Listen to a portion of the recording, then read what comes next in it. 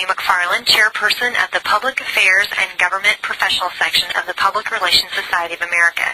Today I have with us as a special guest Nancy Paterini, who is the CEO of PAG Communications Group, a marketing, communications, and public relations consulting firm which is headquartered in Utica, New York. Nancy has been in the PR field for about 30 years and has extensive experience in issue management. She holds an undergraduate degree in advertising and public relations and also holds her Master's of Science in Communications Management from Syracuse University. She specializes in issue management and crisis communication, and she's provided planning and counseling services for economic development initiatives, public utilities projects, community relations issues related to Indian land claims, and a variety of organizational issues including mission, vision development, and consensus building related to policies and goals. Nancy, welcome.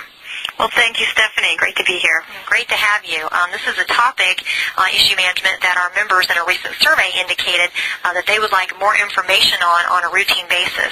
So I'm really glad you could join us today. Oh, great. And I'm really pleased you're giving this topic this kind of attention. Good. In a nutshell, let's kind of get started off here. How would you define issue management? Okay, I think the most important thing to understand about issue management is that it is a formal management process. And in saying that, we need to distinguish between issue management and issue communication. So as public relations professionals, we tend to focus on communication, but we would need to understand that a good formal issue management program would involve the PR professional as well as other organizational leaders. The Issue Management Council, which hopefully our profession will become familiar with, they provide a definition that states that issue management is a process used to align organizational activities with stakeholder expectations. So it's very much about that alignment of expectations. And that seems that aligns straight with the accreditation and public relations process that I know is taught to so many of us. So yes, it would. Management different than crisis management. I know sometimes people think they're one and the same, but how are they different? What's important to understand about the difference between issue management and crisis communication is that issue management is all about anticipating and identifying issues that could potentially become a crisis. So from that standpoint, once one understands that, you can see the tremendous value of it. Secondly, issues are not necessarily all negative.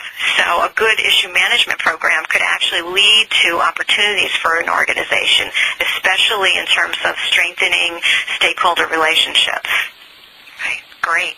Can you tell us what is the value issue management can provide to an organization? I think that's important for people to know that although there's a conceptual process out there, how does that translate into value? Well, once an organization has a real solid program of again, identifying issues, really analyzing those issues and what their implications are, then you're in a position to develop change strategies that have action plans that really help you achieve your goals. And what are the top three, or whether I should say, what are the key steps an organization should take to institute an issue management program? Okay, well, the first, when we talk about issue identification, that's really about looking at trends. You really need to be astute at tracking and identifying trends like social, political, it could be economic, certainly technological trends. And then once you do that as a regular course, you're really analyzing those trends to see how do they line up with my organizational goals, how might those trends influence the achievement of goals. And when you have those two pieces of really critical information, you're really able to look into the future and start making very good from a public relations professional standpoint.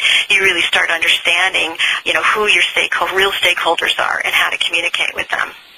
And what are some of the key skills that would make up a good issue management PR professional?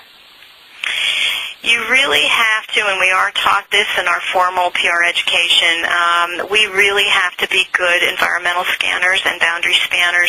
That means, again, I'm being a little redundant, but it's the essence of issue management, and that is really what's happening out there.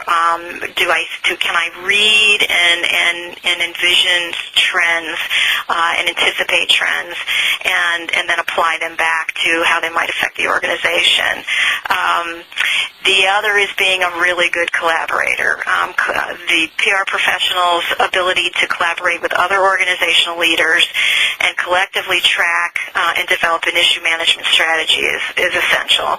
And then finally, just as communications experts, we really need to be able to create what I call an issues map by stakeholder group, aligning those stakeholder groups with the issues that relate to them, and then developing an integrated communications program. That's great. I know particularly the part about the boundary spanning. I know that's something that is so key, and I know, again, that's something, too, that people learn in the APR process as well. It is. It's understanding that it's not just external, it's internal as well. So you're looking both outside and inside your organization. Something we often warn our leadership about is not to be navel-gazing. Always be looking to see what's going on out there. Right. That's right. If you were to suggest, 2 or 3 key resources to anyone listening to this, who would be considering starting an issue management program in their organization, what would those be? I think because the most important understanding is that it is a management process. I really recommend going back to some of the writings of W.H. Chase, who really was the father of issue management, really established it as a formal process. And I think that one of the publications is Corporate Public Issues and Their Management by Chase. And then there are many other really fine authors, but I would definitely recommend R.L. Heath, who wrote Strategic Issues Management, How Organizations Influence and Respond to Public Interests and Policies. And I would say a third should be R.P. Ewing, and he wrote, among many other things, Issues Management, Managing Trends Through the Issues Life Cycle. And that gives a person, that's actually in the Handbook of Strategic PR and Integrated Communications, and it really gives the process steps of issue management. Oh, that's great. Yeah, and I think, again, it shows, for the PR professional, it shows where we fit. I mean, I think we have a lot to contribute to every aspect of the issue management process. But again, to make sure, we too often think issue management is strictly a communications function, and it really is not. It's a management function. Yeah. That's probably the key operative phrase there that people need to remember. Is that correct? It really is. I think it's the most misunderstood. And I had to learn that myself as I wrote and studied it and wrote about it, is that we often just put it into this narrow silo that it's a communications function. And what's the problem with that, although communications is a critical part, the problem with that is then we forget to look at the legal and economic and other kinds of functions in an organization that need to weigh into that issue management process. Well, Nancy, thank you so much for this information. It's been very helpful. I'm sure it will be very helpful to our members, and the resources that you provided will be something that people can take and use going forward. So very much appreciate your time and your insight. Well, thank you. I'm excited about it. I think it's great that your organization is looking at issue management and bringing it to as many PR professionals as possible. Great. Well, we'll have your information out there, so if anyone is looking for good issue management counsel, they can get in touch with you. Great. Wonderful. Thanks. Thank you. Bye-bye.